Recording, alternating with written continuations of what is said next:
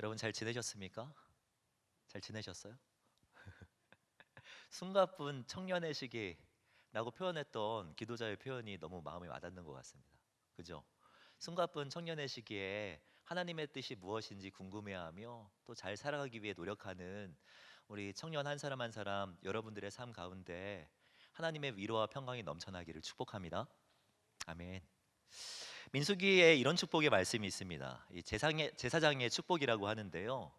여호와는 내게 복을 주시고 너를 지키시기를 원하며 여호와는 그의 얼굴을 내게 비추사 은혜 베푸시기를 원하며 여호와는 그 얼굴을 내게로 향하여 드사 평강 주시기를 원하노라라고 말씀하고 있습니다.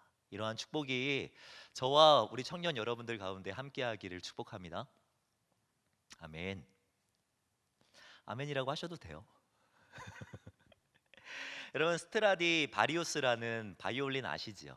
예, 여기 그림에 나오는 바이올린인데요. 이 바이올리니스트라면 누구나 꿈꾸는 명기입니다. 18세기 이탈리아 바이올린 마스터인 안토니오 이스트라디와 그 일가가 만든 바이올린을 말합니다. 아주 음량이 크고 음색이 예리하면서 이 무엇과도 비길 수 없는 아름다운 선율을 나타내는 바이올린입니다. 이 악기로 연주를 해본 사람은 한 번도 들어보지 못했던 놀라운 소리라고 말하면서 감탄한다라고 이야기합니다. 이 악기는 현재 한 600여 대밖에 세상에 남아있지 않다고 해요. 보존 상태가 좋은 바이올린은 여러분 20억 이상 되는 고가에 팔리기도 합니다. 대단하죠. 제가 이 바이올린을 실제로 본 적이 있어요. 3년 전에 우리 교회에서 전도 축제인가요? 그때 박재라고 하는 바이올리니스트를 초청했는데 그분이 이 바이올린으로 연주를 이곳에서 했습니다. 하얀 드레스 입었던 걸로 기억해요. 연주도 연주지만 소리가 정말 아름다웠던 기억이 납니다. 여러분 우리 생각에는 이런 바이올린 지금 3D 프린트나 아니면 현대 과학 기술로 동일하게 복원시킬 수 있을 거라고 생각하는데 여러분 그럴 수 없다라고 합니다. 많은 사람들이 어떻게 이렇게 아름다운 음색을 내는지 연구를 했는데요. 그 중에 미국 테네시 대학의 학자들은 이 스트라디 바리우스가 제작된 당시의 기후에서 그 아름다운 음색이 나오는 그 이유를 찾습니다. 이 바이올린을 만들었던 1645년에서 1715년은 이 장기적인 소빙하기로 불리는 아주 혹독한 추위가 유럽 전역에 몰아쳤던 시기였습니다. 그러니까 유난히 추웠던 18세기 날씨 때문에 악기 제작에 쓰인 나무의 나이테가 아주 촘촘하고 나무의 밀도가 높아졌다라는 것입니다. 그래서 소리의 스펙트럼이 동일하고 음정의 변화가 거의 나타나지 않는 명기를 만들 수가 있었던 것이죠. 여러분 우리의 삶 속에 인정할 수밖에 없는 명제는 어떠한 탁월함이나 깊이에는 혹독한 과정이 포함되어 있다라는 것입니다. 18세기의 혹독한 추위와 바람이 나무의 밀도를 완성시키고 이 단단한 내구성을 만들어낸 것처럼 우리의 삶 속에 마주하는 다양한 과정들이 우리를 단단하게 만들어가는 것이죠. 오늘 우리가 함께 읽은 본문을 보아도 알 수 있습니다. 오늘 본문을 보면 제자들의 혹독한 문제, 갑작스러운 문제를 마주하는 사건이 기록되어 있습니다. 긴 시간 동안 비유로 사람들을 가르치셨던 예수님께서 갑자기 제자들에게 야 갈릴리 저편으로 넘어가자라고 말씀하십니다. 이스라엘을 가면 이 갈릴리 물줄기가 있는데 이 서편에서 사역을 하시다가 이 동편으로 넘어가자, 그러니까 이 바다를 넘어가자라고 이야기하신 거예요. 근데 문제는 이때 일어납니다. 오늘 본문 37절 말씀을 보면 큰 광풍이 일어나며 물결이 배에 부딪혀 들어와 배에 가득하게 되었다라고 말씀하고 있습니다. 여러분 사실 이 갈릴리라고 하는 이곳은요 바다가 아니라 이 호수에 가깝습니다. 근데 호수임에도 불구하고 많은 사람들이 바다라고 부르는 이유는 이 맛을 보면은 짠맛이 조금 나요. 바다처럼 말이죠. 그뿐만 아니라 호수에서는 절대로 일어날 수 없는 격한 폭풍과 파도가 일어나기도 하기 때문입니다. 평소에는 그렇지 않아요. 제가 여기에 가봤거든요. 평소에는 너무 고요합니다. 묵상하기 딱 좋아요. 파도도 없고요. 정말 물결도 잔잔합니다. 그런데 그 주변에 이 헤르몬 산이라고 하는 산이 있는데 해발 3,000m 높이의 만년설로 뒤덮인 이 헤르몬 산이거든요. 이 선에서 이 만년설이 녹게 되었을 때가 되면 이 헤르몬 산의 차가운 공기와 이 갈릴리에 있는 이 따뜻하고 포근한 공기가 만나면서 파도를 만들어내는 거죠. 제자들은 아마도 이 파도를 경험하고 있었던 것으로 보입니다. 과격했어요. 격한 파도였을 것입니다. 수십 년 동안 업으로 살았던 사람조차 정말 죽을 것 같은데? 난리 났는데? 라고 느낄 정도의 어려움이었습니다. 이런 어려움 속에 제자들은 어떻게 행동합니까? 오늘 본문의 38절 말씀을 보면 그들은 이 격한 파도 앞에서 이렇게 행동하는 것을 볼 수가 있어요. 예수께서는 고물에서 베개를 베고 주무시더니 제자들이 깨우며 이르되 선생님이여 우리가 죽게 된 것을 돌보지 아니하시나이까 라고 말씀하고 있죠. 여러분 제가 되게 잠을 잘 자는 편이거든요. 저보다 잠을 잘 자는 사람을 사실 본 적은 없습니다. 사실 뭐 제가 다른 사람 자는 거를 본 적은 별로 없어요. 그래도 저는 정말 저보다 잘 자는 사람 없을 거라는 생각이 듭니다. 정말 잘 자거든요. 누우면 그냥 자요. 애가 깨어 있어도 말이죠. 예. 근데요, 제가 잠을 잘 잠에도 불구하고 예수님하고는 비교할 수 없다라는 생각이 들어요. 지금 폭풍 속에서도 잠들어 계신 거 아닙니까? 예수님께서 주무셨던 이유에 대해서는 알 수 없습니다. 본문이 주목하고 있는 것은 예수님은 잠들어 계셨고 이 제자들은 폭풍 속에서 예수님을 깨웠다는 거예요. 그리고 깨우고 나서 이렇게 말한 것입니다. 우리가 죽게 된 것을 돌보지 아니하시나이까 라고 말했다라는 거죠. 여러분 이 말은요 제자들이 이 어려운 상황 속에서 예수님에게 도움을 요청한 의미가 아닙니다. 그런 뉘앙스가 아니에요. 이것은 비난한 겁니다. 비난. 개역개정 성경을 보면은 그냥 유연하게 되게 표현하고 있지만 이 원어를 직역하면은 예수님 우리가 망하게 된 것이 당신에게는 아무렇지도 않습니까? 우리가 지금 망하게 된 것이 당신에게는 아무런 관심의 대상이 아닙니까? 라는 의미예요. 지금 예수님에게 분노하고 예수님 앞에 서운한 감정을 표출하고 있는 거죠. 여러분 사람들은요 갑작스러운 문제 앞에 분노하고 서운한 감정을 표출하게 되어 있습니다. 일리노이의 이 퀴블러 로즈라고 하는 이 의사는요 비통의 5단계라는 것을 주장했습니다. 그러니까 사람들이 암이나 아니면 어떤 갑작스러운 그런 큰 문제를 마주하게 되면은 이와 같은 5단계로 반응한다는 거예요. 이 첫 번째는 갑작스러운 문제 앞에 사람들은 부정하는 태도를 먼저 취한다고 합니다. 이거 아닐 거야. 이 폭풍 금방이라도 잠잠해질 거야. 금방 없어질 문제일 거야. 이렇게 반응한다는 거죠. 그럼에도 불구하고 문제가 해결되지 않으면 두 번째 이렇게 반응하는데 그 반응은 분노라고 합니다. 분노. 상황의 분노예요. 이 일을 이렇게 이 지경까지 만든 사람에 대해서 분노합니다. 그리고 급기야 모든 것들을 주장하시는 분이 하나님이라고 하는데 하나님에게도 분노의 마음을 표출하게 되는 거죠. 신앙이 좋은 사람이라고 해도 다르지 않습니다. 여러분 미국의 최초의 선교사가 허드슨이라고 하는 사람인데 이 사람은 자신의 삶을 완전히 헌신했던 사람임에도 불구하고 자신의 아내가 죽고 몇 개월 만에 자신의 자녀도 죽자 하나님 앞에 이런 고백을 올려드립니다. 하나님, 나를 너무도 모른 척 하시는 거 아니십니까? 나는 그를 믿지만 그분은 발견할 수가 없구나 라고 고백했던 것을 볼 수가 있습니다. 믿음이 좋은 사람이라고 해도 하나님 앞에 서운하죠. 제가 제일 좋아하는 작가가 C.S. 루이스라고 몇 번이라고 이야기했죠. C.S. 루이스도요 곳곳에 다니면서 고통의 문제에 대해서 참 많은 강의들을 했어요. 설교도 했을 겁니다. 심지어 그가 지었던 명저 중에 고통의 문제라고 하는 명저도 있습니다. 근데 그런 C.S. 루이스조차 자신이 정말 고통에 직면했을 때 이 고통 버텨내기 힘들구나 라고 고백했던 것을 볼 수가 있습니다. 여러분 신앙이 좋아도 하나님 앞에 서운한 감정 들 수 있죠. 그렇죠?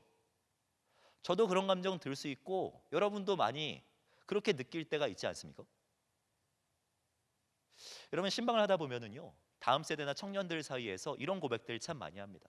아, 하나님 앞에 나 실망했어요. 나 시험 들어서 이제 교회 손절할 거예요. 이런 고백들 참 많이 하죠. 여러분 근데 이런 거는요, 하나님 앞에 실망한 게 아닙니다. 대부분의 경우는 자기가 원했던 대로 되지 않거나 전혀 예상하지 못했던 갑작스러운 문제가 내 앞에 닥쳤을 때 이런 고백을 하게 되는 겁니다. 취업이나 학업이 내가 원하는 대로 되지 않았을 때 여러분 서운하잖아요. 그럼 그렇지 않습니까? 건강에 갑작스러운 적신호가 들어오면 하나님이 되게 원망스럽지 않으십니까? 만남이 원하는 대로 되지 않고 갑작스럽게 나에게 이별이 찾아올 때 여러분 솔직히 하나님 앞에 서운하잖아요.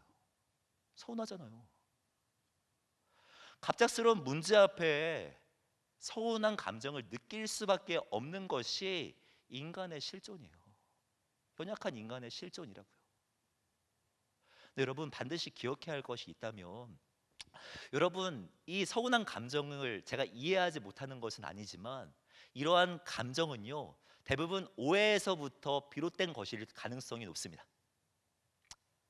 이해하지 못하는 것은 아니지만 오해일 가능성이 높다라는 거예요. 제자들은요, 아 어떻게 이렇게 폭풍의 상황 가운데 예수님이 주무시지?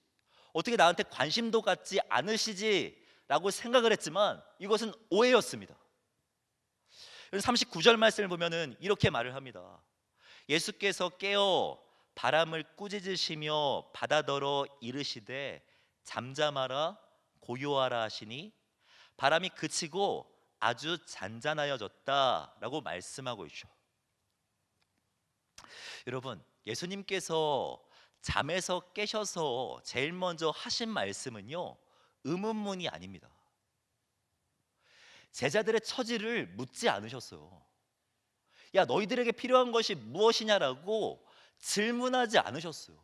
마치 이미 모든 것들을 다 알고 있는 것 마냥 즉각적으로 행동하셨다라는 거예요.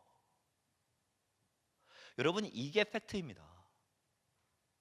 예수님께서 우리의 모든 것들을 이미 아신다는 것이 사실이고 그 예수님이 우리와 이 배 위에 함께 계신다는 것이 사실입니다.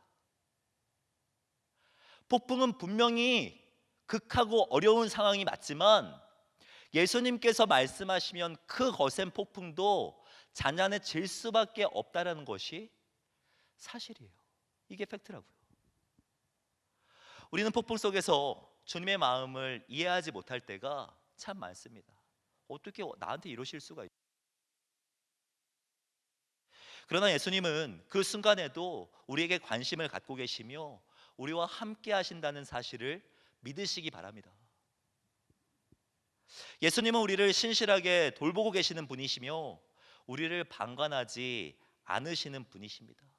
그분은 우리의 선한 목자가 되세요. 선한 목자. 요한복음 10장을 보면 예수님을 선한 목자로 비유하면서 이렇게 말씀하고 있습니다. 우리 함께 읽겠습니다. 시작.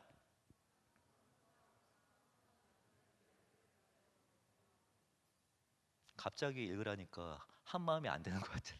그죠? 나는 선한 목자라 선한 목자는 양들을 위하여 목숨을 버리거니와 라고 말씀하고 있죠. 우리를 위해 목숨까지도 버리신 예수님은 여러분들을 절대로 그냥 내버려 두지 않으신다라는 것입니다. 여러분 이 사실을 믿으십니까? 시험은 있을 수 있어요. 그 폭풍이 정말 어려울 수 있습니다.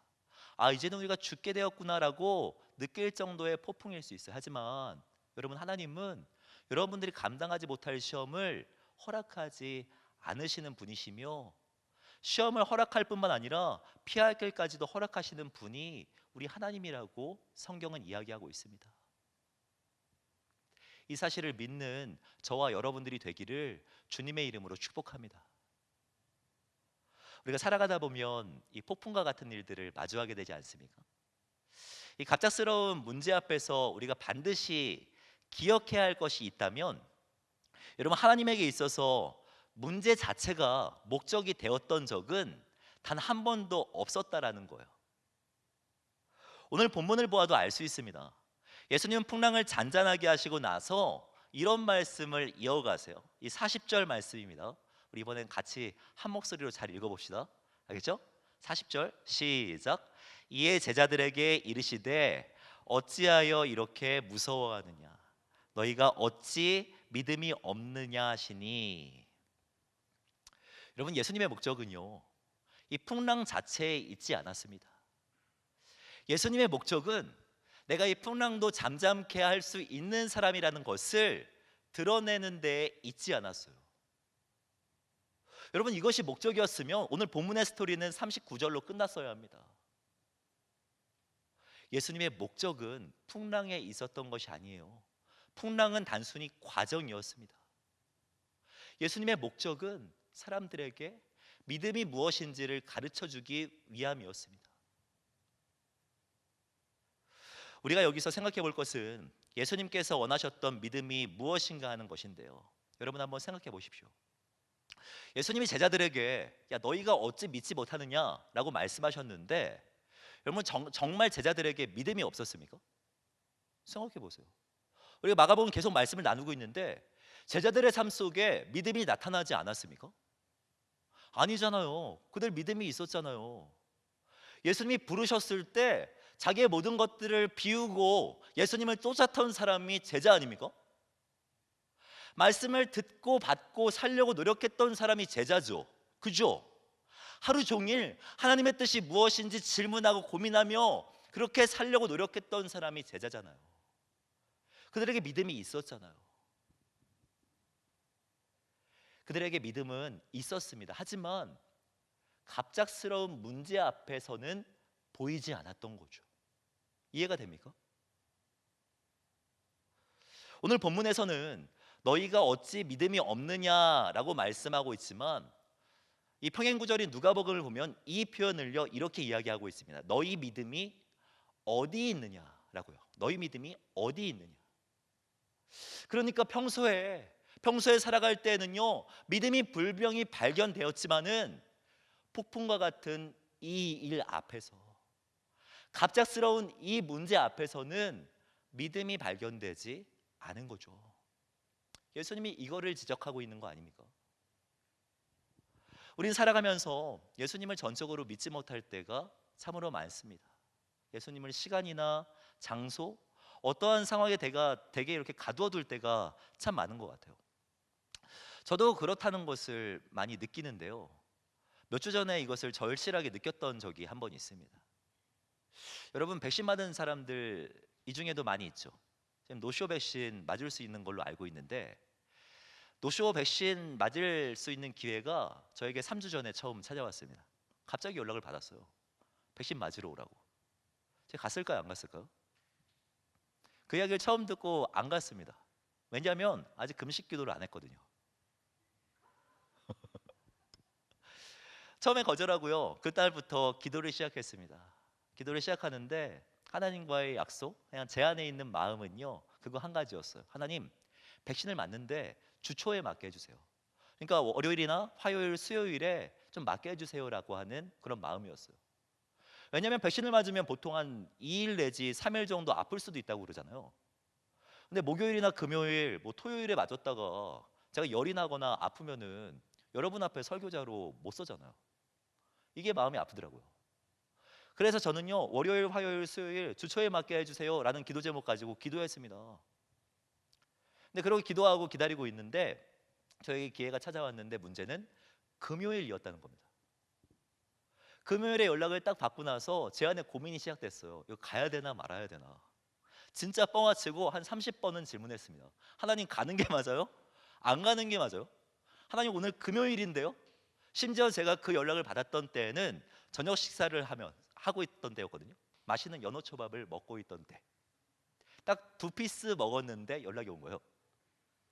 제가 그때부터 질문을 한 30번 정도 했습니다. 연락받고 병원까지 갔습니다. 문진표 작성하는 사이에도 질문이 던져졌어요. 하나님 맞는 게 맞습니까? 맞아도 괜찮아요? 여러분 제가 이렇게 고민했던 것은요. 백신이 무서워서가 아닙니다. 물론 그것도 조금 있어요. 주사가 무섭거든요. 여러분 그것도 조금 있지만 사실 그게 주 원인은 아닙니다. 진짜 맞았다가 연락이 되면 설교 준비는 어떡하지?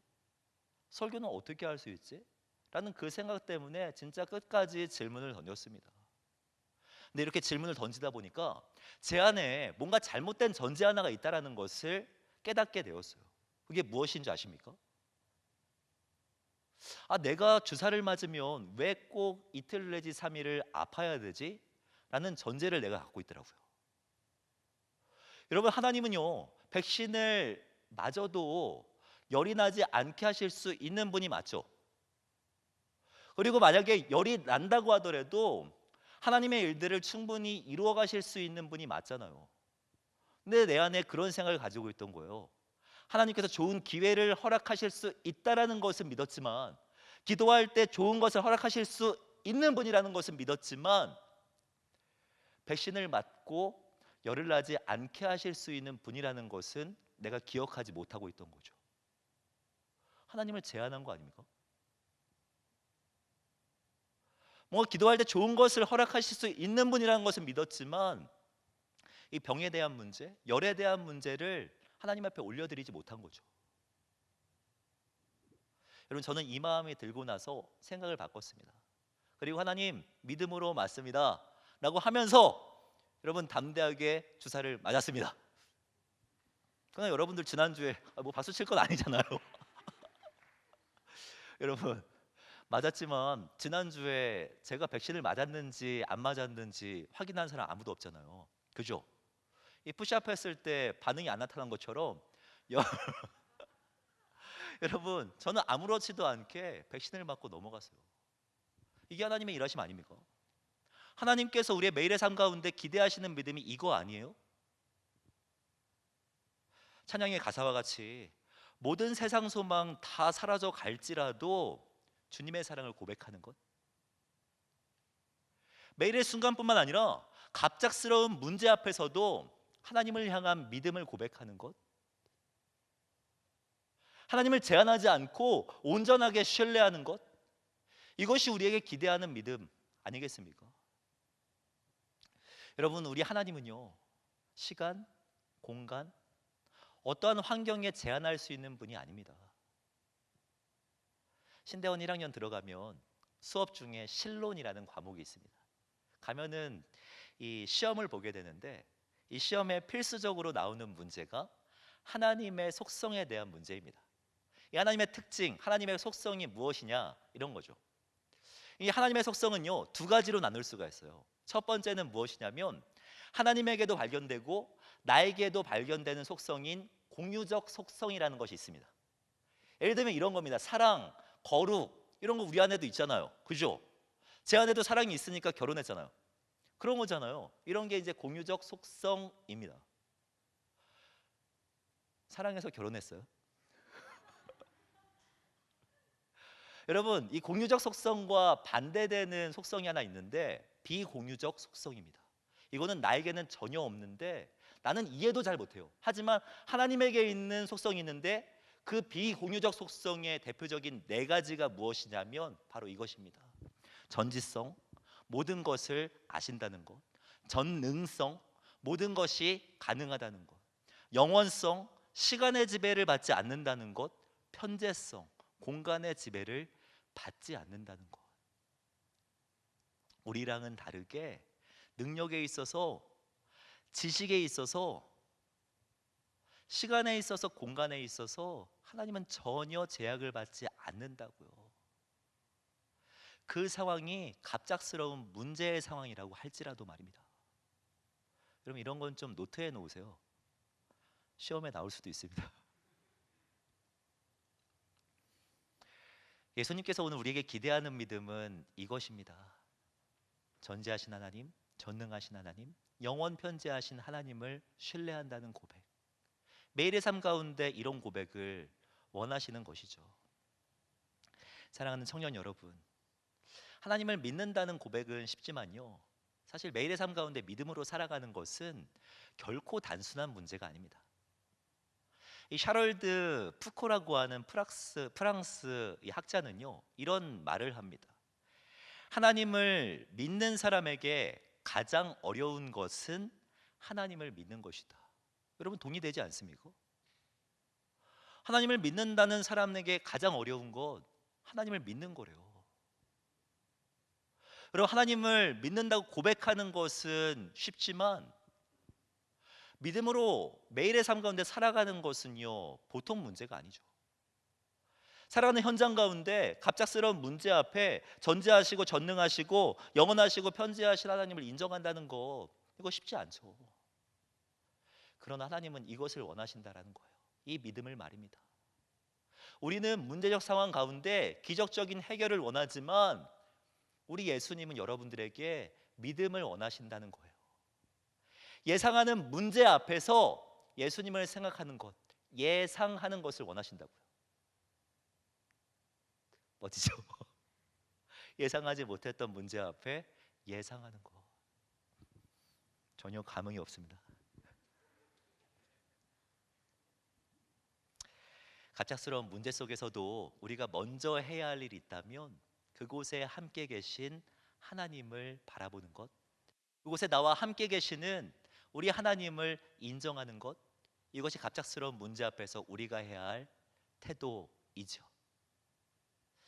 히브리서 저자는요, 우리가 가져야 할 믿음에 대해서 이렇게 말을 합니다. 믿음 없이는 하나님을 기쁘시게 하지 못하나니 하나님께 나아가는 자는 반드시 그가 계신 것과 그가 자기를 찾는 자들에게 상 주시는 이심을 믿어야 할지니라 라고 말씀하죠. 두 가지입니다. 그가 계신 것 그리고 그가 상 주시는 이심을, 그가 거친 풍랑도 잔잔케 하실 수 있는 분이심을 믿으라는 것. 두 가지. 이 믿음이 우리에게 있어야 한다라는 것입니다. 사랑하는 청년 여러분, 이 믿음이 여러분 가운데 자리 잡게 되기를 주님의 은혜로, 주님의 이름으로 축복합니다. 삶 가운데 흔들리는 요동하는 신앙이 아니라 이 믿음을 붙들고 살아가는 그 믿음의 삶, 그 믿음의 삶을 매일매일 살아가시는 저와 여러분들이 되기를 주님의 이름으로 축복합니다. 말씀을 정리하기를 원하는데요, 말씀 정리하면서 여러분들에게 한 그림을 소개해드리고 싶습니다. 이 그림 잘 아실 거예요. 렘브란트가 그린 갈릴리 호수의 폭풍, 또는 뭐 갈릴리 호수의 폭풍 속의 그리스도라는 이름의 이 작품인데요, 여러분 보신 적 있으십니까? 뭐예요? 왜 이래 분위기? 여러분 이 그림은요 상당히 유명한 작품입니다. 두 가지 때문에 유명해요. 첫 번째는 렘브란트라고 하는 사람은 들어봤죠? 렘브란트가 그린 그림 중에 유일하게 바다를 배경으로 그린 그림입니다. 그리고 또 하나 특징이 있는데 뭐 때문에 유명하냐면, 사실 이 작품은요 20년 정도 전쯤에 미국 보스턴에서 한 미술관에 도난당한 그림이에요. 지금도 20년 동안 찾지 못했어요. 현상금이 여러분 얼마인 줄 아십니까? 55억이라고 합니다. 도전이 됩니까? 여러분 이 그림의 특징이 있는데 그것이 무엇이냐면, 폭풍 치는 그 파도 위에 있는 배, 그리고 배 위에 있는 사람들의 제각각의 태도를 너무나도 디테일하게 그려놨다는 겁니다. 그림을 보시면은요, 어떤 사람은 폭풍 속에서 자신만의 노하우를 가지고 그 폭풍을 이겨내려고 노력합니다. 닻을 잡아요. 그림 뒤편에 보시면 막 키를 잡습니다. 자기의 노하우 가지고 막 이겨내려고 막 온갖 노력을 합니다. 어떤 사람은요 이 어려움 속에서 다른 사람과 대화하면서 문제를 해결하려고 그래요. 야 이거 진짜 빡세지 않냐? 이럴 때 어떻게 해야 돼? 대화하면서 말입니다. 어떤 사람은요 이미 멘탈 터져서 저 밑에 지금 빨간 옷 입은 사람은요 오바이트 하고 있어요. 저 위에 있는 사람은요 어려운 상황 가운데 펑 쪄가지고 나 어떻게 해야 돼? 그냥 멍 때리고 있습니다. 그러다 우리가 주목해야 될 사람은요 예수 그리스도 앞에 두 손 모으고 기도하고 있는 저 사람이죠. 폭풍 속에서도 주님 앞에 무릎으로 나아간 저 사람. 여러분 이 그림에 또 하나의 특징이 있는데 그것이 무엇인 줄 아십니까? 배 위에 있는 사람이 14명이라는 거예요. 뭘 또 세봐요. 어째 믿음이 없느냐. 여러분 인터넷에 한번 검색해 보십시오. 진짜 14명입니다. 여러분 예수님과 12제자면 13명이어야 되잖아요. 근데 14명이에요. 많은 학자들이 왜 14명인지를 연구했어요. 그러면서 주장합니다. 그 중에서 가장 합리적인 해석은 무엇이냐면 이 그림을 그린 렘브란트 자신을 이 안에 넣은 게 아닐까라고 생각합니다. 그게 제일 합리적인 주장이에요. 폭풍 속의 그리스도, 이 말씀을 묵상하면서 내가 이 상황에 처한다면 어떤 태도를 취할까 고민하면서 그림으로 그려본 것이죠. 여러분 우리도 인생이라고 하는 이 도화지 속에 그림을 그려가는 것입니다.